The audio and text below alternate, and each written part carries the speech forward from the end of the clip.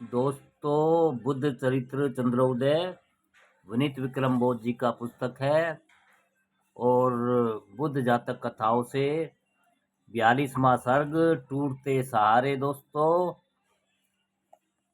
सेठ सुलोचन स्वर्ग गुण संपन्न था। उसका नाम पूरी श्रावस्ती में उजागर था। उसके पास अपार संपत्ति थी, पर पुत्र एक भी नहीं था। सिर्फ पटाचार नाम की एक पुत्री थी। जब वह अपनी पूरी जवानी पर आई तो सिर से पांव तक रूप की छटा छहराने लगी। माता पिता के दिल पर बड़ा बोझ हो गया। वे उसके विवाह का जीवन विचार करने लगे। दोनों के दिलों में कांटा सा चुभने लगा। वे अपने फूल के अनुकूल लड़के की खोज करने लगे। बाप सावधान हो गया और माता सचेत हो गई। उन्होंने अपनी पुत्री पर रोक लगा दी। वह नवयुवती घर के भीतर बंद हो गई। हवेली उसके लिए जेल खाने के समान हो गई। वह घर के बाहर नहीं जा पाती थी। कोई दूसरा भीतर कैसे आता। वह कुमारी असहाय और अकेली हो गई। उसके साथ रहने वाली सखियां भी उसे नहीं देख पाती थी। जो दास दासी उसकी सेवा करने आते थे, वह भी उसके माता पिता के डर से हंसते बोलते नहीं थे। सेठ सुलोचन के उपवन में पुष्पक नाम का एक माली रहता था, जो उसके घर में प्रतिदिन फल फूल और साग सब्जी पहुंचाता था। उसका सुधाकर नाम का एक पुत्र था, जो उम्र में छोटा था, पर उसका शरीर वयस्क हो गया था। वह पटाचार की रुचि के अनुसार फूल चुनकर लाता था और उसके कमरे में यत्र तत्र सजा देता था। उसे देखकर पटाचार अपने मन में बहुत प्रसन्न हुई, मानो अंधी गुफा में दीप शिखा समा गई हो। उसे ऐसा चस्का लगा कि सुधाकर को घर में घेरने लगी। उसे छाती से लगाकर अपने उरोज रगड़ने लगी। वह बालक उसे बहुत होनहार जान पड़ता था। वह काम रस से सिक्त था और सर से पांव तक कामुक था। उसमें ओज, वीर्य, बल और पुरुषार्थ समान बालकों से दुगने थे। अपनी वासना पूरी करने के लिए वह शिकार सूंघकर सूने घर में घुस जाता था। प्रेयसी का संकेत पाकर अपनी बुद्धि और विवेक की आंख बंद करके वह आग में कूद सकता था। पटाचार द्वारा प्रशिक्षण पाकर वह काम क्रीड़ा में बहुत दक्ष हो गया और पुण्य मार्ग पर चलते हुए जरा भी नहीं डरा। उन दोनों के तन मन में और प्राण मिलकर एक हो गए। अनेक बसंत व्यतीत हो गए। उसी समय पटाचार के पिता का प्रयास फला फूला और उसे एक योग्य वर मिल गया। अच्छी लगन खोजकर मन में उमंग भरकर दरवाजे पर बारात आई। उसकी साज सज्जा देखकर धरात पक्ष के लोग अपने मन में बहुत प्रसन्न हुए। बारात का दरवाजे पर अच्छा स्वागत सत्कार हुआ। समय के अनुसार खान पान कराए गए। दरवाजे पर बड़ी चहल पहल थी, जिसका वर्णन नहीं किया जा सकता। अंत में विवाह की शुभ घड़ी आ गई।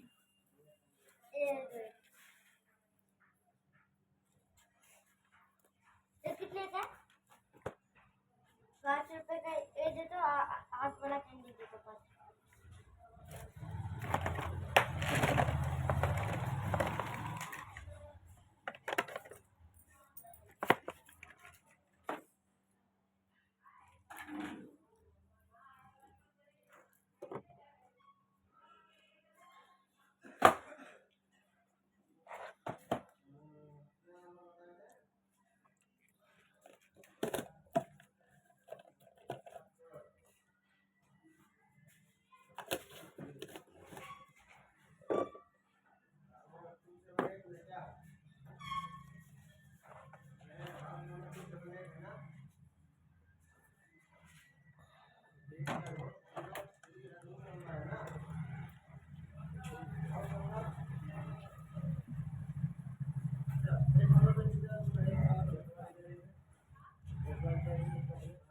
सर पर सेहरा बांधकर दूल्हा जब विवाह के लिए घर आया, तभी वह विचित्र रहस्य खुल पाया कि पटाचार घर छोड़कर भाग गई। यह समाचार पाकर उसके पिता ने सिर पीट लिया। बहुत प्रयास करने पर भी लोग पटाचार को नहीं खोज पाए। वे दोनों चलकर एक दूर दूरवर्ती गांव में आ गए। ग्राम प्रधान ने उन्हें अच्छे भले पति पत्नी समझकर अपने घर में शरण दे दी। सुधा सुधाकर के पास तो भूंजी मांग भी नहीं थी। सुधाकर के पास तो भूंजी भांग भी नहीं थी। वह पटाचार कुछ पूंजी ले आई थी, अतः कुछ बस बेचने योग्य सौदा लाकर उसने अपनी पारिवारिक वृत्ति आसानी से अपना ली। सब प्रकार के मार्ग निष्कर्ष तंग पाकर उनके पढ़ने का प्रभावित हो चला। अपनी रुचि के अनुकूल प्रिय पुरुष पाकर पटाचार की जवानी सफल हो गई, अर्थात वह गर्भवती हो गई। फिर जब उसके पहले प्रसव का समय आ गया तो उसने अपने पति से पीहर जाने के लिए अनुमति मांगी। सुधाकर ने भयभीत होकर उसे मना किया। समय के विपरीत काम करना उचित नहीं है। तुम्हारे परिजन हमें कभी माफ नहीं करेंगे, बल्कि पास जाने पर हमारे प्राण भी ले लेंगे। लेकिन वह लोग किसी तरह हमारे प्राण बचा भी देंगे तो भी हमें अपने घर में शरण न देंगे। अगर शरण मिल भी जाए तो भी वहाँ रहना हमारे लिए ठीक न होगा। हे देवी, वहाँ हमारा असहनीय उपवास होगा। यद्यपि सुधाकर ने उसे बार बार समझाया, पर पटाचार ने उनकी एक न सुनी। अंत में उसे अकेले ही जाते देखकर अपने मन में बहुत दुख होकर सुधाकर भी उसके साथ चल पड़ा। रास्ते में उसे प्रसव पीड़ा होने लगी। पीड़ा से ऐंठ कर वह अत्यंत व्याकुल होकर वहीं बैठ गई। तब सुधाकर उसे गोद में लेकर एक पेड़ के नीचे लाया और जमीन पर मोटा कपड़ा बिछाकर लिटा दिया। वहाँ पटाचार ने एक शिशु को जन्म दिया। पति ने फरसे की धार से उसका नाल काटी। फिर वह आगे न जाकर पीछे अपने आवास में लौट आए और वहाँ भली भांति बच्चे के जात कर्म किए। तो ये देखो,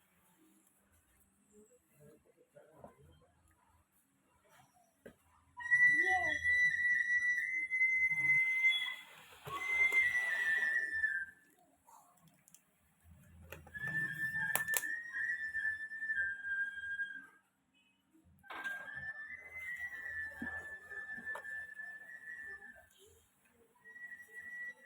पटाचार जब अपनी प्रसव पीड़ा भूल गई तो उसके मन में फिर से पढ़ने की लालसा जाग उठी। तब वह बहुत आतुरता से प्रियतम के अंग से लगकर काम सुख का सेवन करने लगी। तीसरा वर्ष पूरा नहीं हो पाया, तभी अगला बच्चा घर में आ गया। जब प्रसव का समय नजदीक आया तो पटाचार ने फिर पीहर जाने की बात कही।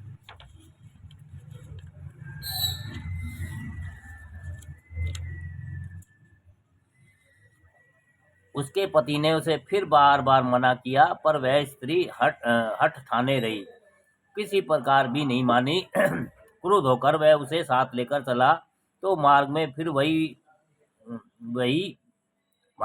बड़ी विपत्ति आ गई। तेज आंधी भयंकर तूफान के साथ चारों ओर से घुमड़ कर बादल घिराए। वे गरज गरज कर जोर की बारिश करने लगे। उनके कपड़े पानी से तरबतर हो गए। वे अभागे बहुत व्याकुल हो गए। अंधेरी रात में उन्हें रास्ता भी नहीं दिखाई देता था। उनकी विपत्ति बयान के बाहर थी। उसी समय पटाचार को प्रसव पीड़ा होने लगी। उस पर भला किसका जोर चलता। एक तो तेज हवा चल रही थी, फिर पानी भी बरस रहा था। उसके साथ ही उसे कठोर प्रसव पीड़ा हो रही थी। फिर ठंड भी भयंकर थी। तब पटाचार ने कहा, कोई उपाय करो, नहीं तो सब लोग रास्ते में ही रास्ते में ही शीत ठंड से ठिठुर कर मर जाएंगे। उनकी बात सुनकर कमर में तलवार और कांधे पर कुल्हाड़ा टांगकर वह शेर जोश में आकर चल पड़ा। जाते जाते पत्नी को सांत्वना देते हुए वह बहादुर बोला, मुझे इधर उधर जमीन खाली मालूम पड़ती है, फिर भी मैं कुछ घास फूस और लकड़ी खोजूंगा, बन सकेगी तो तुम्हारे लिए छाया बनाऊंगा। तुम डरना नहीं, मैं जल्द ही वापस आऊंगा। पत्नी को वहीं छोड़कर पति उसी रास्ते पर आगे बढ़ा। बीच बीच में बिजली चमक कर उसे दीपक दिखाती जाती थी। रास्ते में उसे आम का एक बड़ा वृक्ष गिरा हुआ मिला। उसने 4 लंबी और सीधी टालियां काट डाली। फिर वही घास का ढेर लगा हुआ देखकर वह शीघ्र ही उसे समेटने लगा। उसी समय एक भयंकर सर्प ने उसे पर चोट की और क्रोध से उसके बाहु से लिपट गया।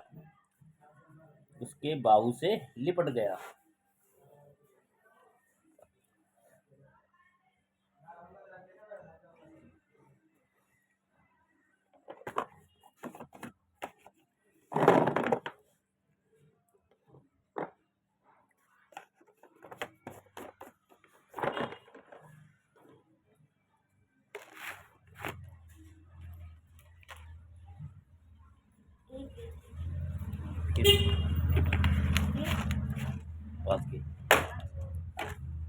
वाला हुआ।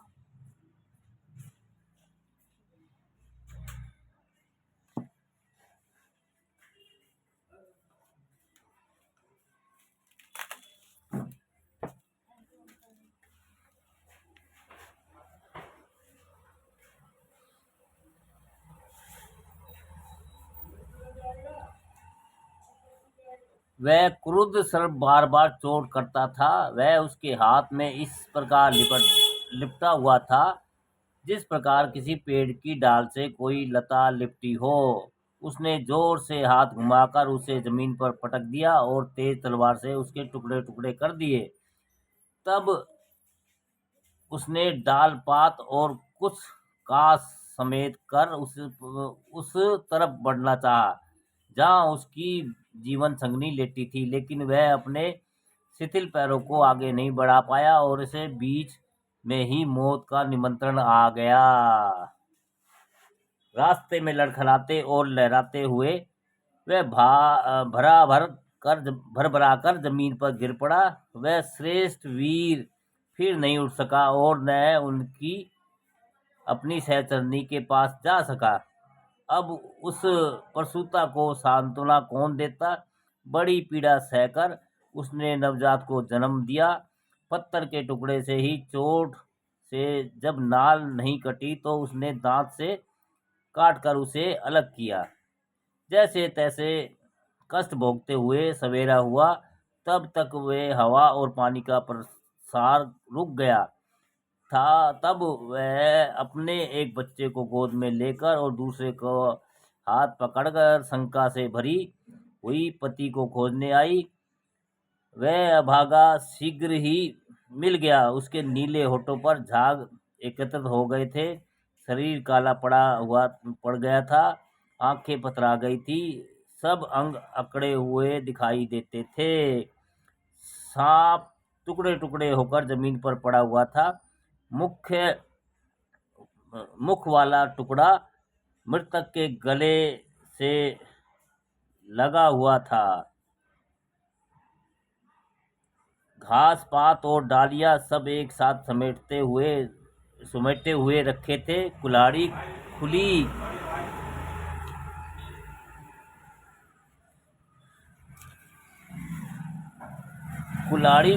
पड़ी थी। तलवार रक्त से रंगी हुई थी। सभी चीजें अपनी मौन गवाही दे रही थी। जो जैसे बीता सब उसे बता रही थी। प्रचंड शोक बब्बर शेर के समान था। उसका कमजोर शरीर उसका ग्रास बन गया। वह अपने मुख को भींच कर रह गई और क्योंकि उसमें चीखने चिल्लाने की शक्ति नहीं थी, फिर भी उसका अंतकरण हाहाकार कर उठा। उसके चरणों में सिर टिकाते हुए वह व्याकुल होकर गिर पड़ी। आंखों में छल छलाकर आंसू बहने लगे। वह विलाप करती हुई कहने लगी, हे प्रीतम, तुमने मुझे बार बार मना किया, लेकिन मैं अपनी घातक हठ नहीं छोड़ पाई। हे साजन, तुमने मेरे लिए अपने प्राण दे दिए, लेकिन मैं अभागी अब भी नहीं मर सकी। अगर एक बार तुम्हारे शरीर में प्राण आ जाए तो फिर यमराज भी तुम्हें मुझसे नहीं छीन पाए। हे देव, अगर तुम एक बार जीवित हो जाओ तो मैं हमेशा तुम्हारी इच्छानुसार ही सब काम करूं। जब तक जीवित रहूं तब तक तुम्हारे चरणों की सेवा करूं। पति का सिर गोद में रखकर वह बिलक बिलक कर बहुत रो रही थी और आंसुओं के प्रभाव से अपना मलिन मुख धो रही थी। माँ को रोते देखकर बड़ा बच्चा भी रोने लगा। वह अपनी तोतली वाणी में बोला, माँ, पिता को जगाओ, अब मुझे भूख लगी है, रोटी लाओ। उसकी बात सुनकर उसके हृदय को कुछ ज्योति मिली। फिर वह फिर से पूर्व स्थान पर लौट आई। पोटली में कुछ खाना पाकर बच्चे को दिया। पीछे से उसे कोई सहारा नहीं बचा था। अंततः अपने बच्चों को लेकर वह पियर के मार्ग पर आगे बढ़ी। उस समय अत्यधिक शोकाकुल होने के कारण पटाचार का चित्त भ्रमित था, मुख मलिन था, शरीर के सभी अंग स्थिर हो गए थे। किसी प्रकार धैर्य धारण करके हाल में पैदा हुए कमजोर बच्चे को छाती से चिपकाकर वह वहां से चल पड़ी। दूसरा हाथ उसने बच्चे को पकड़ाया। वह पोटली पकड़ने के लिए कोई हाथ ही नहीं बचता था। वह पोटली को सर पर रखे थी, पर उसे हाथ से संभाल नहीं पाती थी, इसलिए वह बार बार जमीन पर गिर जाती थी। जैसे जैसे धीमी चाल से रास्ते पर बढ़ी, अंत में नदी के किनारे आ गई। कुछ गदला पानी देखकर उसने अनुमान लगा लिया कि नदी नहीं बाढ़ पर है। नदी बाढ़ पर है। वह दोनों बच्चों को एक साथ नहीं उतार सकती थी, अतः उन्हें बारी बारी से उतारना चाहा। उसने बड़े बच्चे को समझा बुझाकर उस पार छोड़ दिया और नवजात शिशु को लेकर उस पार गई। किनारे पर पहुंच घास पात पाकर उन्हें छिपाकर माता ने उसे फिर उस पर लिटा दिया और छोटे बच्चे ने कोई आपत्ति नहीं की। तब वह दूसरे बच्चे को लेने के लिए चली। वह जब वह बीच धार तक बढ़ आई तो उसे आकाश में एक गिद्ध उड़ता हुआ दिखाई पड़ा। नवजात शिशु को देखकर और उसे कोई मांस पिंड समझकर वह विशेष प्रसन्न हुआ। यह भयंकर पक्षी जब बच्चे के पास मंडराने लगा तो वह अभागी डर के मारे चीख उठी और बार बार ताली बजाकर उसे भगाने लगी।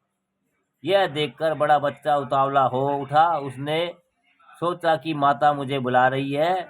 वह हाथ फैलाकर नदी में कूद पड़ा और बर्फ के समान ठंडा पानी उसे निगल गया।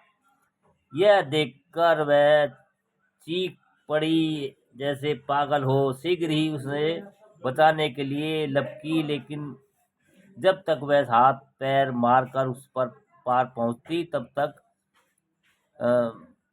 तक में बच्चा तेज जलधार में गायब हो गया। इधर रास्ता साफ देखकर धीरराज ने अपना काम बना लिया। छोटे बच्चे पर झपट्टा मारकर उसे अपने चुंगल में दबोचकर अपनी राह चलता बना। माता का संताप अवर्णनीय है। वह अनेक प्रकार से विलाप कलाप करती रही, फिर अंत में पोटली को सर पर रखकर उस पार गई और धीरे अपने मायके की ओर चल पड़ी। तभी उसे रास्ते में एक बूढ़ा पड़ोसी मिला जो लाठी टेकते हुए अपने शरीर को आगे ढकेल रहा था। उसे उदास देखकर उसने कहा, क्या हाल चाल पूछा। कुछ जैसे बीता था। पटाचार ने सब बता दिया। अंत में पटाचार ने कहा, अब मुझे इस संसार में और कोई सहारा नहीं है। वही माँ बाप का सहारा शेष रह गया है। अंत में वहीं जा रही हूँ और कहाँ जाऊं।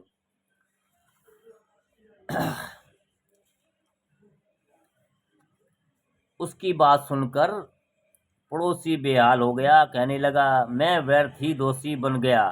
तेरा दुख देखकर मुझसे कुछ कहा नहीं जाता, लेकिन इतनी बड़ी बात दिल में छिपाते भी नहीं बनता। मैं तुझे यह दुखद समाचार देकर और दुख नहीं देना चाहता था, लेकिन क्या करूं, बताने के सिवा कोई रास्ता भी नहीं है। जब विधाता ही तेरे प्रतिकूल हो गया तो माँ बाप का सहारा दे सकते हैं। माँ बाप क्या सहारा दे सकते हैं। रात जो बड़ा तूफान आया था, उसी से एक वृक्ष के टूटने से उनका कमरा दब गया और दोनों साथ ही यमलोक चले गए। तेरे लिए तो अब भयावह शोक बच रहा है। शमशान में उन दोनों को जलाकर सब लोग अभी अभी नदी में नहाकर वापस गए हैं। हे पुत्री, अब इस संसार में तुझे कोई सहारा नहीं है। तू मेरे घर चलकर क्यों नहीं रहती। पटाचार ने पड़ोसी को आंख तरेर कर देखा और बड़े जोर से ठाका मार कर हंस पड़ी। उसने अपने सब कपड़े फाड़ कर फेंक दिए। बूढ़ा समझ गया कि वह पागल हो गई है। वह बिल्कुल निर्वस्त्र होकर अनाप शनाप बकने लगी। फिर रास्ते पर लड़खड़ाती हुई नगर की ओर मुख करके बड़े जोर से भाग चली। वह नंग धरंग युवती जहां जाती वहीं लड़कों की भीड़ लग जाती थी और बच्चों का यह जुलूस उसका मजाक उड़ाते हुए पीछे पीछे चल पड़ा। लोग बेदाम तमाशा देखने लगे।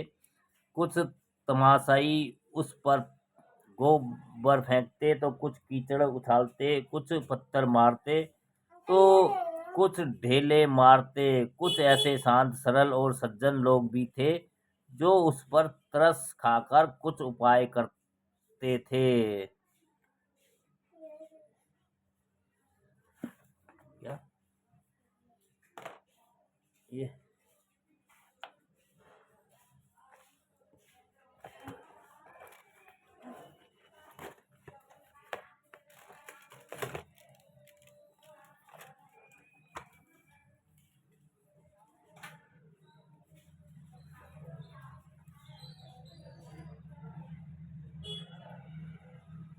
वे लोग छोकरों को छेंक कर दूर भगाते थे और उसके ऊपर कुछ कपड़े फेंकते थे और उसे समझाकर कहते थे कि अपना निर्वस्त्र शरीर ढक लो। वह अपने ऊपर फेंके गए वस्त्रों को चीर फाड़ कर फेंक देती थी। अगर कोई पास जाता तो पत्थर मारती थी। अगर कोई पास आकर हाथ लगाता तो उसे नाखूनों से नोच कर दांतों से काटती थी। मुंह में जो आता था वही बकती थी। अक्सर बहुत होते थे पर उनमें अर्थ कुछ नहीं होता था।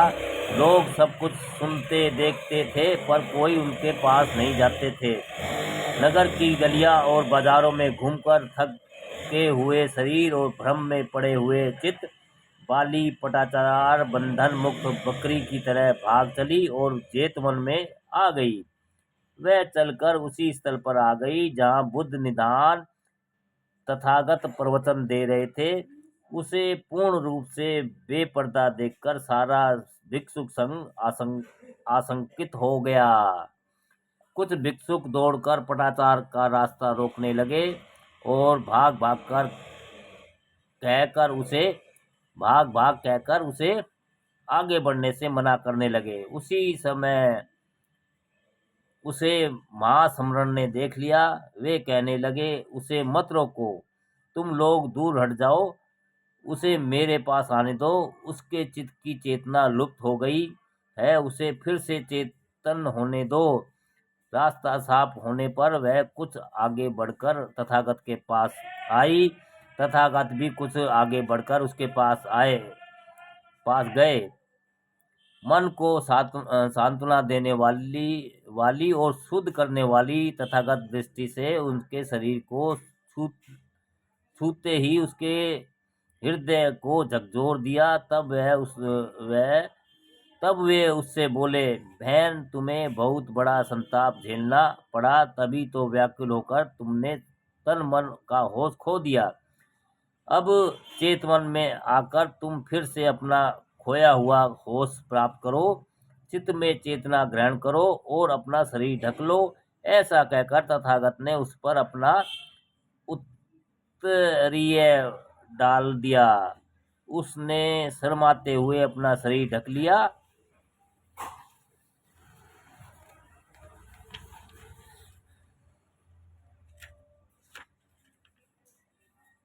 पटाचार को वह बूढ़ा पड़ोसी जब उसे नगर में नहीं खोज पाया तो उसका पता लगाते हुए उसे चेतवन में आया और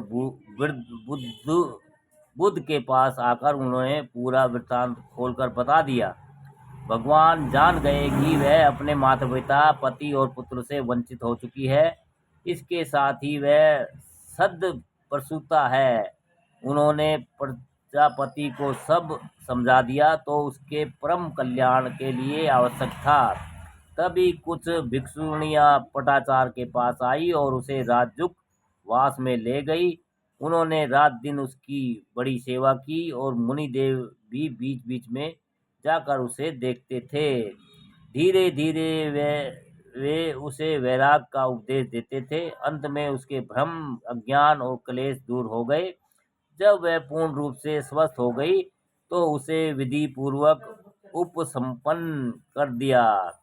अंत में जब उसने पूर्ण ज्ञान प्राप्त कर लिया तो भगवान बहुत प्रसन्न हुए और पटाचार ने शीलों का पालन करते हुए अपने मन के विकार जला दिए और जीते ही जी निर्वाण प्राप्त कर लिया।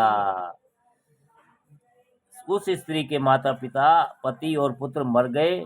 इस प्रकार उसने सभी सहारे खो दिए। फिर जिसे संसार में कोई सहारा नहीं बचा था, उसे 10 बलों से युक्त बुद्ध के समान करुणा अवतार कोई दूसरा देवता दिखाई नहीं देता। सारा संसार जिनकी वंदना करता है, वह संसार का हर आदमी जिनकी अभिनंदन करता है। ऐसे तथागत बुद्ध के समान करुणाशील देवता न तो दूसरा कोई पैदा हुआ है और ना कोई पैदा होगा। दोस्तों, नमो बुद्धाय। और दोस्तों, बुद्ध चरित्र चंद्रोदय पुस्तक से ये आपका 42वां सर्ग था। और इसमें भैया हमने आपको बताया कि